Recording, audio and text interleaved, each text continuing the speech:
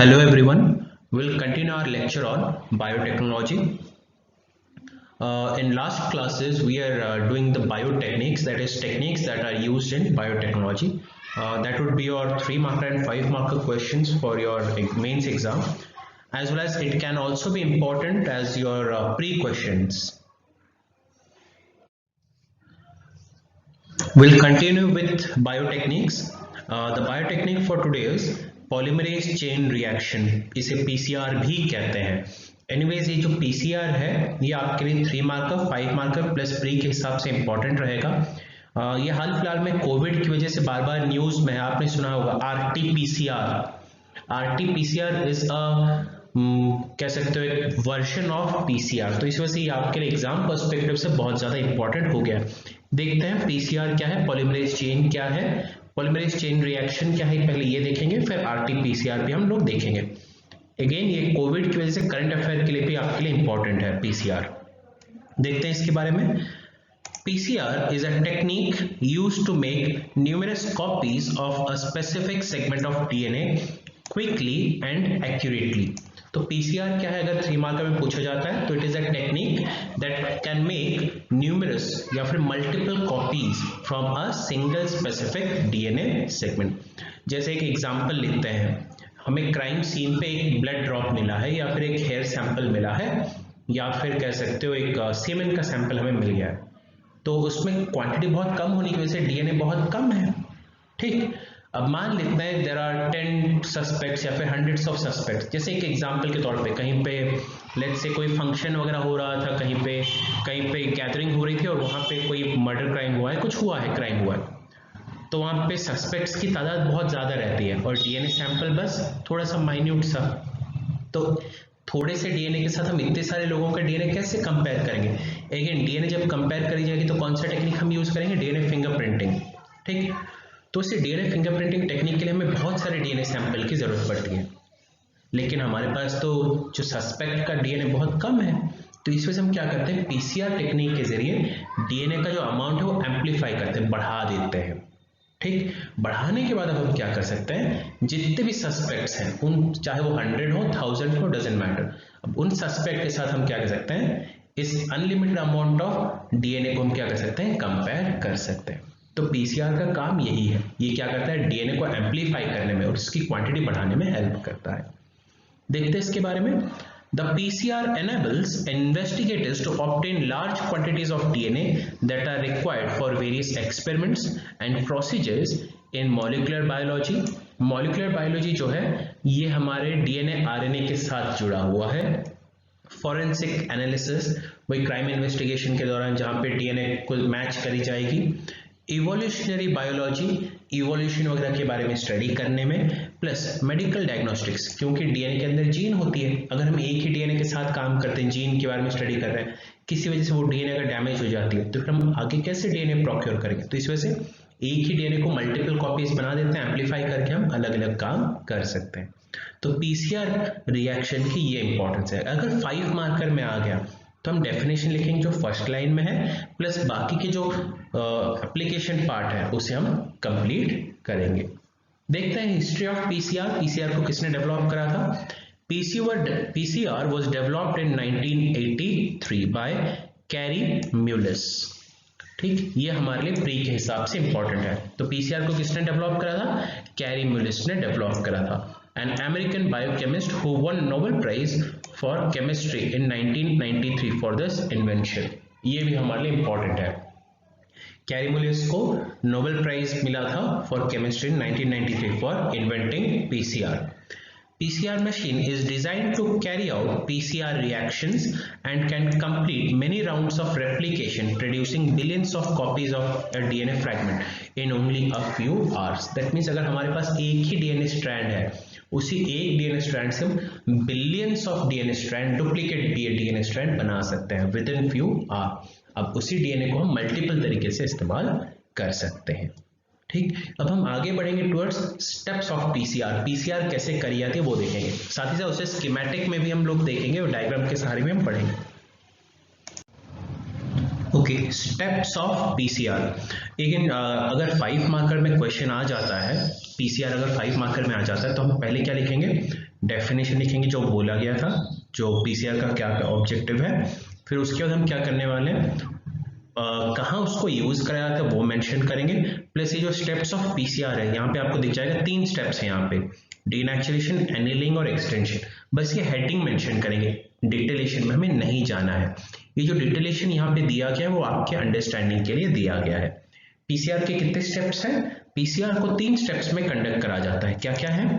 Denaturation, annealing and extension. एक एक करके देखते हैं। पहला स्टेप है denaturation. In this step, heat is used to separate or denature the DNA strands. This provides single-stranded template for the next step. जब हम DNA की बात करते हैं, DNA क्या है? डबल स्ट्रैंडेड है, ठीक? डबल स्ट्रैंडेड DNA है, याद होगा, डायग्राम में भी आपको यहाँ पे दिख जाएगा डबल स्ट्रैंडेड DNA। अब होता यह है, जब आप DNA को 96 डिग्री सेल्सियस पे हीट करते हो, ठीक? जब हम उसे हीट करते हैं तो जो डीएनए के बीच में जो बॉन्ड्स है वो टूट जाती है, जो डबल स्ट्रैंडेड डीएनए है वो टूट जाता है। टूटने की वजह से अब क्या हो जाता है, ये दो सिंगल स्ट्रैंडेड डीएनए में कन्वर्ट हो जाएगा। यहाँ पे आपको दिख जाएगा, ये एक डीएनए स्ट्रैंड है और ये नीचे दूसरा। तो डीनेचुरेशन की वजह से क्या होता है, हम हाई अमाउंट ऑफ हीट का यूज करते हैं, ऑलमोस्ट 96 डिग्री सेल्सियस, जिसकी वजह से होता क्या है, जो डबल स्ट्रैंडेड डीएनए ये दो सिंगल स्ट्रैंडेड डीएनए में कन्वर्ट हो जाता है। इन दोनों सिंगल स्ट्रैंडेड डीएनए को हम क्या कहते हैं? टेम्पलेट्स कहते हैं, डीएनए टेम्पलेट्स, ठीक। नेक्स्ट आते हैं सेकेंड स्टेप की तरफ। सेकेंड स्टेप क्या है? एनीलिंग। एनीलिंग का मतलब क्या है? ये किस टेम्परेचर में कंडक्ट करा जाता है? It is conducted at around 55 to 65 degree Celsius. इसमें करा क्या जाएगा? Cool the reaction so the primers can bind to their complementary sequences on the single-stranded DNA, template DNA। अब जो हमारा डायग्राम पे ध्यान देते हैं, ये हमारी ओरिजिनल DNA है, ठीक, जो कि डबल स्ट्रैंडेड से कन्वर्ट हो गया, क्या बन गया है? सिंगल स्ट्रैंडेड में कन्वर्ट हो गया है, ठीक। अब हम करते ये हैं, जो अभी टेम्परेचर 96 डिग्री सेल्सियस था उसको लो करेंगे, कम करेंगे। कम करने की वजह से क्या होगा? कूल डाउन होगा, और टेम्परेचर क्या हो गया? 55 से 65 डिग्री सेल्सियस, ठीक। कूल डाउन करने के बाद हम क्या करते हैं, इसमें प्राइमर्स ऐड करते हैं। अब आप बोलोगे प्राइमर क्या है? यहाँ पे प्राइमर का मतलब है जो आपके न्यूक्लियोटाइड के बेसिस हैं, ATGC। डीएनए तो इसी चीज से बना हुआ है ना, हम क्या कर सकते हैं? आर्टिफिशियल इन ATGC को भी प्रोड्यूस कर सकते हैं। अब इन इंडिविजुअल ATGC को हम क्या कहते हैं? प्राइमर।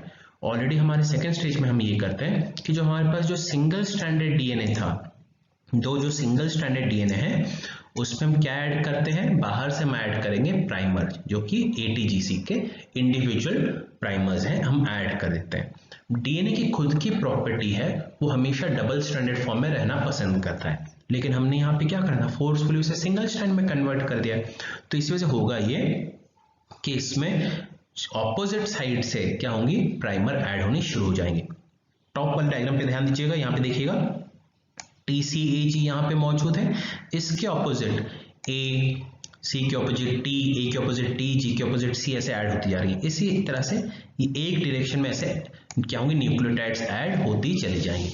सिमिलरली यहाँ पे अगर मान लेते हैं यहाँ पे T है तो उसके ऑपोजिट यहाँ पे A ऐड हो जाएगा, यहाँ पे अगर C है उसके ऑपोजिट यहाँ पे G ऐड हो जाएगा, ऐसे बेसिस ऐड होते चले जाएंगे। इस प्रोसेस को हम कहते हैं एनीलिंग। नीचे वाले सिंगल स्ट्रैंड के साथ भी ऐसे ही हो रहा है, A, C, T, G ऐसे ऐड होते जा रहे हैं। इसी प्रोसेस को हम कहते हैं एनीलिंग। फिर लास्ट में आता है एक्सटेंशन। एक्सटेंशन 72 डिग्री सेल्सियस में होता है। Raise the reaction temperature so that Taq polymerase, ये एक एंजाइम है टैक पॉलीमरेज, इसको याद रखेंगे। टैक पॉलीमरेज का काम क्या है? It extends the primers, strengthening, synthesising new strands of DNA. Annealing में क्या हुआ था? थोड़े बहुत प्राइमर ऐड हुए थे, थोड़े बहुत डीएनए क्या हुआ था, मतलब सिंगल स्ट्रैंड से डबल स्ट्रैंड में कन्वर्ट हुआ। लेकिन एक्सटेंशन में होता यह है, एक और एंजाइम का इस्तेमाल कराता है टैक पॉलीमरेज, इसको हम मार्क करके रखेंगे टैक पॉलीमरेज। इसका काम यह है कि ये जो सीक्वेंस वाला जो डीएनए बन रहा था, जो नया डीएनए बन रहा था, यहाँ पे आपको दिख जाए ये नया डबल स्ट्रैंडेड डीएनए, इसको ये एक्सटेंड करता है। एक्सटेंड करने की वजह से होगा क्या? ये एक सिंगल स्ट्रैंड डीएनए हो जाएगा आपका डबल स्ट्रैंडेड डीएनए।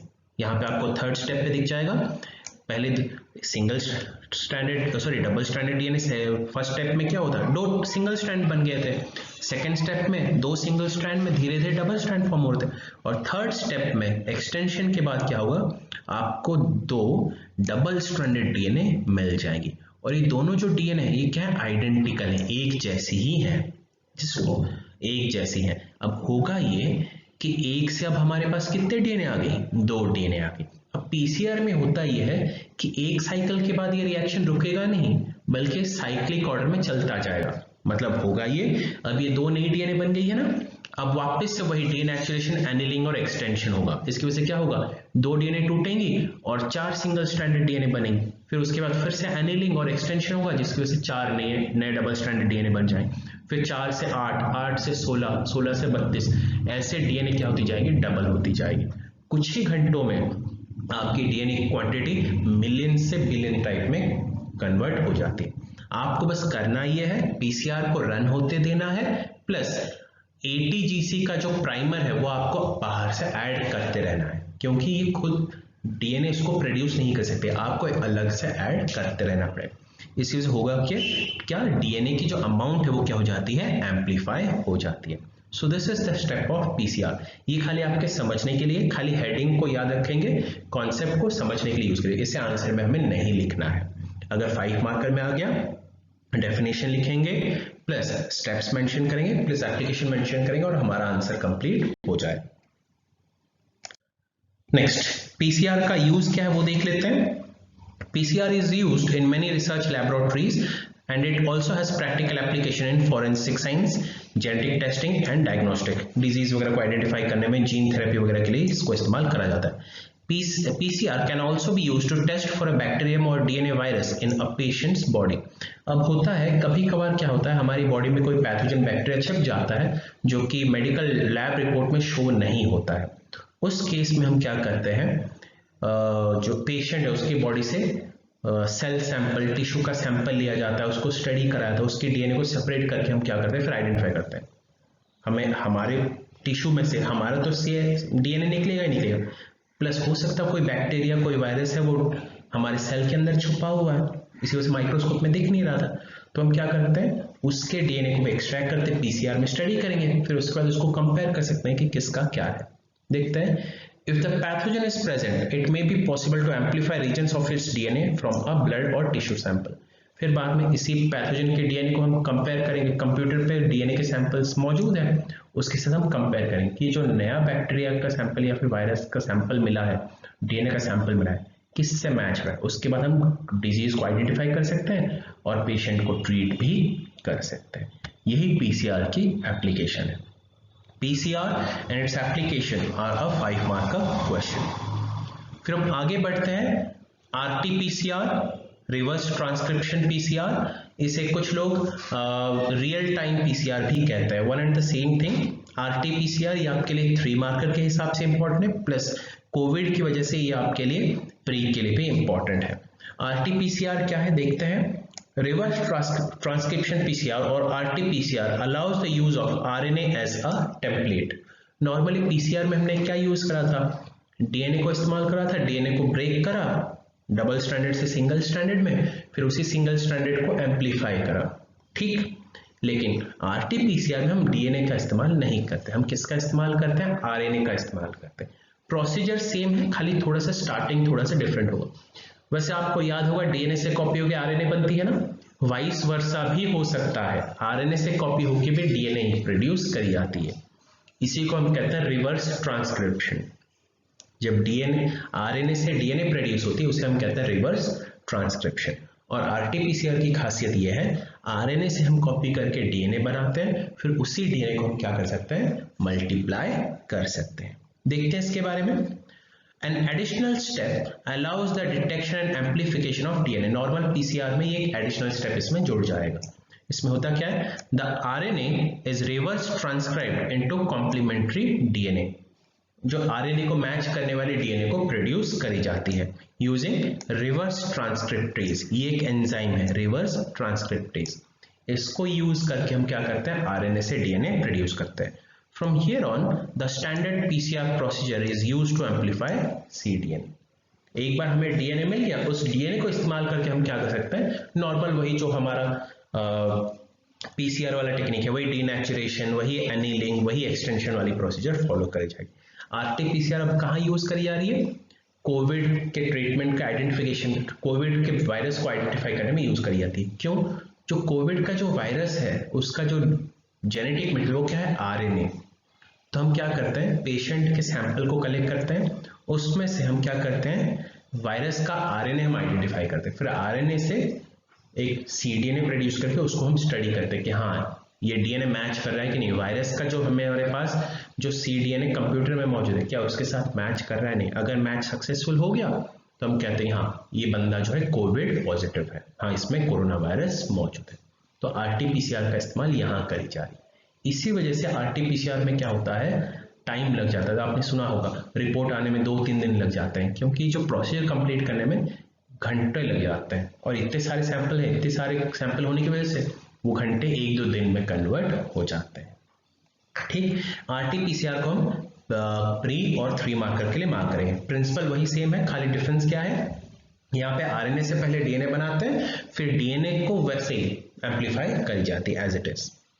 एप्लीकेशन देखते हैं, it is used in gene expression analysis, जैसे कि कैंसर रिसर्च में, ड्रग रिसर्च में यूज करी जाती है। जैसे आपको पता होगा कुछ कैंसर्स वायरस की वजह से भी होता है, तो उसको आइडेंटिफाई करने में इसको इस्तेमाल करा जाता है।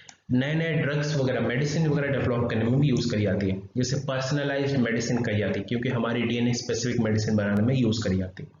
उसके अलावा disease diagnosis and management, viral quantification, virus है नहीं है इसमें इस्तेमाल करिए, जैसे कि कोरोना के केस में यूज करा जा रहा है। Food testing, GMO food, genetically modified food में, क्योंकि जेनेटिकली मॉडिफाइड फूड में आपको याद होगा हम क्या करते हैं, डीएनए को चेंज करते हैं, डीएनए से कॉपी होकर आरएनए बनती है, आरएनए से कॉपी होकर प्रोटीन बनती है। तो हम उसी तरीके से हम क्या करते हैं, रिवर्स मॉडिफिकेशन कर सकते हैं। हो सकता है हमारे पास प्लांट सैंपल नहीं हो, ठीक, लेट्स से एग्जांपल लेते हैं, जीएम मस्टर्ड, नो सुना होगा इसके बारे में, या फिर BT brinjal.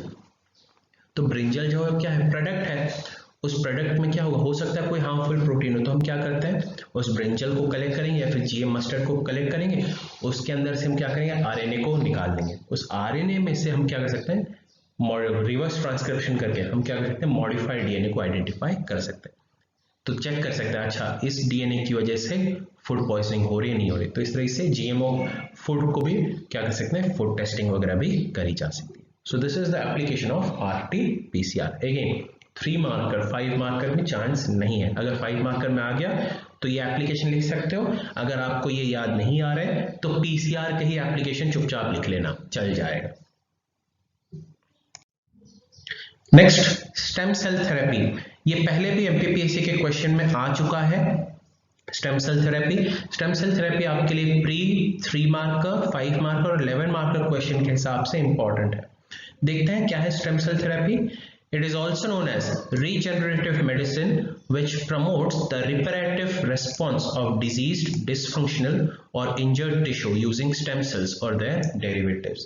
Stem cell therapy को regenerative medicine भी कहते हैं, जहां पे होता क्या है, जो हमारी डिजीज या फिर डिस्फंक्शनल टिश्यू को हम क्या कर सकते हैं, रिप्लेस कर सकते हैं विथ न्यू स्टेम सेल्स, जिसकी वजह से नए टिश्यूज, नए ऑर्गन्स वगैरह भी बन सकते हैं, जिसकी वजह से बहुत सारे डिजीजेस वगैरह से हम क्या कर सकते हैं, लड़ सकते हैं। आगे देखते हैं stem cell, what are stem cell. जब थेरेपी पढ़ने वाले हैं तो पहले देख लेते हैं what are stem cells. Stem cells आपके लिए 3 मार्कर के हिसाब से इंपॉर्टेंट है। Stem cells are a class of undifferentiated cells that are able to differentiate into specialized cell types. Normally अगर आपको याद हो, जब हम सेल वाला टॉपिक पढ़ रहे थे हमने यही पढ़ा था, सेल जब डिवाइड होती है सिमिलर टाइप की सेल ही प्रोड्यूस करती है। जैसे अगर स्किन सेल है तो वो डिवाइड होकर क्या बनेगी, स्किन सेल ही बनेगी। अगर बोन सेल है डिवाइड होकर बोन सेल ही बनेगी। लेकिन स्टेम सेल थोड़े से यूनिक है। यूनिक क्यों है, क्योंकि ये अनडिफरेंशिएटेड है। मतलब स्टेम सेल डिवाइड होकर स्टेम सेल तो बन ही सकते, लेकिन उसके अलावा जरूरत पड़ने पे ये अलग अलग सेल भी बन सकती है। स्टेम सेल डिवाइड होकर बोन सेल भी बन सकती है, स्किन सेल भी बन सकती है, ब्लड सेल भी बन सकती है, नर्व सेल भी बन सकती है। वो अनडिफरेंशिएटेड है, उसके पास कोई भी सेल बनने की एबिलिटी मौजूद है। तो इसी वजह से ये यूनिक है। कैसे यूनिक है आगे हम देखेंगे। Commonly stem cells are of two types, देखते हैं embryonic stem cell and adult stem cell. Depending आप किस स्टेज ऑफ लाइफ से आप स्टेम सेल प्रोक्योर कर रहे हो, स्टेम सेल दो टाइप की हो सकती है, एम्ब्रियोनिक या फिर एडल्ट स्टेम सेल। देखते हैं embryonic stem cell, it is derived from inner cell mass of an embryo. जो आप एम्ब्रियो के सेल मास के अंदर से जब बेबी, जो ह्यूमन बेबी या फिर एनिमल डजंट मैटर, मदर की बॉडी में रहता है, वो भी कुछ मंथ का रहता है, बस फ्यू मंथ्स, 1 to 3 मंथ के बीच में जो सेल मास रहता है उसे हम कहते हैं एम्ब्रियो। उस एम्ब्रियो के अंदर से जब आप जो सेल एक्सट्रैक्ट करते हो उसी सेल को हम क्या कहते हैं, एम्ब्रियोनिक स्टेम सेल। लेकिन एम्ब्रियोनिक स्टेज में सारे के सारे ऑर्गन्स डेवलप नहीं हुए होते हैं, ब्रेन, आई वगैरह ये डेवलप नहीं होती है, वो डेवलप होने की कगार में रहती है। तो इसी वजह से हम उन्हें क्या कहते हैं, एम्ब्रियोनिक स्टेम सेल, सेल जो कि आगे चल के अलग अलग ऑर्गन बनेंगे। तो उसमें से हम क्या कर सकते हैं, एक एक सेल को रिमूव करके रख सकते हैं। These are capable of forming any cell types. जैसे आपको एक छोटा सा एक और एग्जांपल लेते हैं, जाइगोट का एग्जांपल लेते हैं। Zygote is also a stem cell जो कि आगे डिवाइड होके एम्ब्रियो फीटस बनेगा, उसी में से हाथ पैर वगैरह सब कुछ बनेगा, ठीक। लेकिन हम जाइगोट को एज इट इज नहीं रिमूव कर सकते, क्योंकि जाइगोट एक ही सेल है, अगर इसको बॉडी से रिमूव कर दोगे तो एबॉर्शन हो जाएगा। तो हम क्या करते हैं, जाइगोट को और बड़ा होने देते हैं, 1 से 2, 2 से 4, 4 से 8, ऐसे बहुत सारे सेल जब बन जाएंगे तो वो बन जाएगा एम्ब्रियो। अब उस एम्ब्रियो में से हम क्या करते हैं, एक सेल को हटा देते हैं, उससे कोई फर्क नहीं पड़ेगा, क्योंकि अगर एक सेल कम हो जाता है तो नए सेल्स बन जाएंगे, तो इससे हमारे कोई डिफेक्टिवनेस बच्चे में नहीं आएगा। लेकिन करेक्ट प्रोसीजर फॉलो करनी चाहिए, करेक्ट स्टेप फॉलो करनी चाहिए। एनीवेज, इस स्टेम सेल को स्टेम सेल बैंक में स्टोर करा जा सकता है। आगे पढ़ेंगे कहाँ यूज करी जाती है, क्यों करी जाती है, बट ऐसी जो सेल जो हम एम्ब्रियो से एक्सट्रैक्ट करते हैं इसे हम कहते हैं एम्ब्रियोनिक स्टेम सेल। आगे बढ़ते हैं, adult stem cell also known as somatic stem cell, and it refers to non-reproductive cells in the body. Egg and sperm are reproductive cells. इन दोनों के अलावा जो सेल्स होती हैं, जैसे बोन का हो गया, ब्लड का हो गया, इन्हें हम कहते हैं सोमैटिक सेल। और सोमैटिक स्टेम सेल की जो एग्जांपल है वो है बोन मैरो, ठीक। बोन मैरो को याद रखें, bone marrow is an best example of somatic stem cell. क्यों, जब बोन मैरो डिवाइड होती है तो नई बोन मैरो तो बनती है, उसके अलावा आरबीसी, डब्ल्यूबीसी, प्लेटलेट भी बनती है।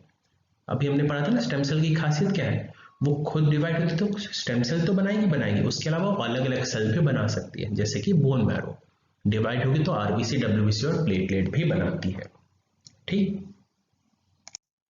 Next, stem cells generate cells to replace those that are lost through normal repair, disease or injury. Normally stem cells का काम क्या है, जब कोई सेल्स हमारी बॉडी में टिश्यू में डैमेज हो जाती है, हट जाती है, तो उनको रिप्लेस करने के लिए नए सेल्स प्रोड्यूस करती है। Adult stem cells are found throughout one's lifetime in tissues such as umbilical cord, placenta, bone marrow, muscle, brain, fat tissue, skin, gut, etc. gut का यहाँ पे मतलब है इंटेस्टाइन। तो ये लगभग हर जगह पाए जाते हैं, लेकिन जब ये डिवाइड होते हैं तो 2 या 3 तरीके के अलग अलग सेल्स बना सकते हैं, मल्टीपल सेल्स नहीं बना सकते। लेकिन एम्ब्रियोनिक सेल जो है वो मल्टीपल टाइप्स ऑफ, बहुत तरह के अलग अलग सेल, अलग अलग ऑर्गन बना सकते हैं। लेकिन एडल्ट स्टेम सेल थोड़े से यूनिक है, जैसे कि अम्बिलिकल कॉर्ड वाला जो स्टेम सेल है, प्लेसेंटा वाला जो स्टेम सेल, वो प्लेसेंटा के पार्ट से बना पाएंगे। बोन मैरो और ब्लड सेल ही बना पाएगा। मसल सेल ये इनवॉल्यूंटरी और वॉल्यूंटरी मसल ही बना पाएगा, कुछ और नहीं बना पाएगा। ब्रेन का जो स्टेम सेल है वो ब्रेन के अपर और इनर के जो सेल्स को प्रोड्यूस कर सकता है। फैट टिश्यू ये भी अलग अलग फैट सेल्स को प्रोड्यूस करेगा। स्किन सेल भी 2 तरीके के स्किन को प्रोड्यूस करता है, एक जो आपके पाम का जो स्किन है या फिर फीट का स्किन है जो कि रफ है, प्लस स्किन जो आपकी बॉडी को कवर करे जो कि स्मूथ है। 2 अलग अलग टाइप के स्किन सेल हो गए। गट इंटेस्टाइन, लार्ज इंटेस्टाइन अलग, स्मॉल इंटेस्टाइन अलग, तो इस तरह के स्टेम सेल्स हैं। देखते हैं importance of stem cell. Stem cells offer new potential for treating diseases such as diabetes and heart disease. अब बोलोगे हाउ, अब होता यह है, डायबिटीज की दिक्कत क्यों आती है, क्योंकि बॉडी में इंसुलिन का लेवल कम हो गया है। इंसुलिन का काम क्या था, एक्स्ट्रा ग्लूकोज को कन्वर्ट करना, यूटिलाइज करना, लेकिन इंसुलिन कम होने की वजह से डायबिटीज हो गया। इंसुलिन को प्रोड्यूस कौन करता है? पैनक्रिया, मतलब पैनक्रिया डैमेज हो गया, खराब हो गया। तो यहाँ पे स्टेम सेल क्या कर सकता है? स्टेम सेल को इस्तेमाल करके हम क्या कर सकते हैं? स्टेम सेल थेरेपी प्रोसेस से हम क्या कर सकते हैं? डिवाइड कर सकते हैं। डिवाइड करने की वजह से सेल से क्या बनेगा? टिश्यू। टिश्यू आगे चल के क्या बन सकता है? ऑर्गन। स्टेम सेल थेरेपी के सहारे हम नए ऑर्गन, नए पैनक्रिया बना सकते हैं। अब इस पैनक्रिया को हम क्या करेंगे? यूज करके ऑर्गन ट्रांसप्लांटेशन के सहारे हमारा जो पुराना डैमेज्ड पैनक्रिया था उसको हटा देंगे और उसकी जगह पे नया पैनक्रिया लगा देंगे। तो diabetes solve. Next heart disease, heart attack के केसेस में हार्ट कमजोर हो जाता है, क्लॉग हो जाता है, चोक हो जाता है, तो heart transplantation is the only option. लेकिन हार्ट ट्रांसप्लांटेशन के लिए डोनर का हार्ट मिलना बहुत मुश्किल है, तो हम क्या कर सकते हैं? स्टेम सेल को यूज करके हम क्या कर सकते हैं? नया हार्ट बना सकते हैं। तो इस तरीके से हार्ट डिजीज को भी ट्रीट कर पाए। अगेन ये जो थेरेपी है अभी के लिए क्या है? हवाबाजी वाली बातें हैं, इन फ्यूचर हो पाएंगे। अभी ये सारी टेक्नोलॉजी टेस्ट करी जा रही है, मैन्युफैक्चर नहीं हो पा रही, प्रोबेबल कही जा रही है आने वाले 10-15 साल में ये सक्सेसफुल हो पाएगा। तो हम बस अभी के लिए व्हाट इफ वाला सिनेरियो खेल रहे हैं कि हाँ आगे होगा। तो ये क्या है? टेक्नोलॉजी ऑफ द फ्यूचर है। लेकिन मानिए अगर स्टेम सेल थेरेपी सही में सक्सेसफुल हो जाती है, आने वाले सालों में कितना सक्सेसफुल हो पाएगा? ऑर्गन डोनेशन लैक की वजह से, ट्रांसप्लांटेशन नहीं मिलने की वजह से कितने लोग अपनी जान गंवा रहे हैं, वो सारी प्रॉब्लम सॉल्व हो जाएंगी। डायबिटीज एक बड़ा इश्यू बनता जा रहा है, वो सॉल्व हो जाएगा। तो इस तरीके से स्टेम सेल थेरेपी हमारी मदद कर सकता है।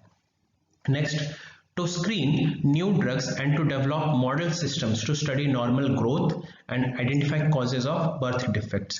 कई बार आपने देखा हो कुछ दवाइयां क्या होती है? रिएक्ट कर जाती हैं, तो उसके लिए हम क्या कर सकते हैं? स्टेम सेल को यूज करके हम टिश्यू और ऑर्गन बना सकते हैं। ठीक, अब उन ऑर्गन्स पे हम क्या कर सकते हैं? पहले मेडिसिन को टेस्ट करेंगे, अगर कोई रिएक्शन नहीं हो रहा है फिर बाद में उस मेडिसिन को हम कंज्यूम कर सकते हैं। इसकी वजह से रिजेक्शन नहीं होगा, फिर इन्फेक्शन वगैरह नहीं होगा, जो एलर्जिक रिएक्शन वगैरह नहीं होगा। इस तरीके से नए नए मेडिसिन, नए नए ड्रग्स वगैरह को डेवलप करने में यूज कर सकते हैं। साथ ही साथ कई बार आपने देखा होगा बच्चों में चाइल्ड बर्थ डिफेक्ट हो जाता है, तो उसको भी हम स्टडी कर सकते हैं, क्योंकि हम एम्ब्रियोनिक स्टेम सेल को रिमूव करेंगे और उसमें से एम्ब्रियो को हम क्या कर सकते हैं? लैब में डेवलप कर सकते हैं बेबी में। तो उसमें स्टडी कर सकते हैं कि क्या दिक्कत आई थी, एम्ब्रियो जब डेवलप हो रहा था उसमें क्या दिक्कत आई थी कि बेबी में ये बर्थ डिफेक्ट आ गया। उसको हम क्या कर सकते हैं? स्टेम सेल थेरेपी के सारे लैब में स्टडी कर सकते हैं। Study how an organism develops from a single cell and how healthy cells replace damaged cells in adult organism। क्योंकि स्टेम सेल को आप लैब में ग्रो कर सकते हो, तो एक सिंगल सेल से कैसे एक बेबी डेवलप होता है वो आप चेक कर सकते हो। नॉर्मली ये लाइवली नहीं देख सकते हैं, क्योंकि जो बेबी है वो तो मदर की बॉडी में ग्रो कर रहा है, आप उसे लाइव स्टेटस में थोड़ा ना देख पाओगे। हाँ, एक सेल से 2 सेल बने, 2 से 4, कंप्यूटर 3D जनरेशन हम कर सकते हैं, लाइव में 3D मॉडल बना सकते हैं, लेकिन लाइव तो हम नहीं देख सकते। हम थोड़ी ना मदर की बॉडी के अंदर घुस के जाके देखेंगे, अच्छा हाँ एक सेल से 2 सेल हो रहा, 2 से 4, हम नहीं चेक कर सकते। लेकिन स्टेम सेल थेरेपी में हम क्या कर सकते हैं? लैब में इस चीज को कर सकते हैं और यहाँ पे एथिकल इश्यूज भी नहीं आएंगे। प्लस कैसे हमारे जब कट हो जाती है तो कैसे नए सेल्स बनते हैं, पुरानी सेल्स को कैसे रिप्लेस करते हैं, ये सारी चीजें भी हम लैब में चेक कर सकते हैं। तो इस तरीके से स्टेम सेल थेरेपी का इस्तेमाल हो सकता है। अगेन ये जो थेरेपी है, थेरेपी ऑफ द फ्यूचर है, अभी की थेरेपी नहीं है। इस वजह से आपने कई बार न्यूज में सुना होगा, न्यूज़पेपर में ऐड भी आता है, स्टेम सेल बैंक, जो न्यूबॉर्न बेबी है उसका स्टेम सेल क्या है, स्टेम सेल बैंक में स्टोर करिए। तो अगर ये थेरेपी आज नहीं है तो पेरेंट्स को क्यों प्रमोट करा जा रहा है कि स्टेम सेल को स्टोर करें? रीजन इज आज सक्सेसफुल नहीं है, आज नहीं है, लेकिन कल का क्या पता, 10-15 साल बाद हो सकता है वो सक्सेसफुल हो जाए, तब ये आपके लिए हेल्पफुल हो सकती है। हाउ? आज की तारीख में कितने तरह की डिजीज आप देख रहे हो, फिर एक्सीडेंट वगैरह की वजह से हो सकता है, सम रीजन हो सकता है बच्चे को कुछ प्रॉब्लम आ जाए। तो अगर वो स्टेम सेल, बच्चे का स्टेम सेल अगर लैब में या फिर स्टेम सेल बैंक में स्टोर्ड है, अगर मान लेते हैं उस समय स्टेम सेल थेरेपी सक्सेसफुल हो गई होगी, तो उसी स्टेम सेल को इस्तेमाल करके नए ऑर्गन, नए बॉडी पार्ट्स डेवलप कर सकते हैं। कई बार आपने देखो एक्सीडेंट में लोगों के हाथ पैर कट जाते हैं, ठीक, उसको जोड़ नहीं पाते, लेकिन स्टेम सेल थेरेपी के सारे हम पूरा का पूरा हाथ पैर भी डेवलप कर पाएंगे। तो इसके जरिए लोगों की जो लाइफ है वो बेटर हो पाएगी। अगेन उस फ्यूचर के प्रोस्पेक्टस को देखते हुए आज की तारीख में लोग क्या करें, न्यू बॉर्न चाइल्ड के जो पेरेंट्स हैं, न्यू पेरेंट्स हैं, वो क्या करते हैं, अपने बच्चों के स्टेम सेल बैंक में स्टोर कर रहे हैं. सो इट कैन बी कह सकते हो insurance scheme for you as well.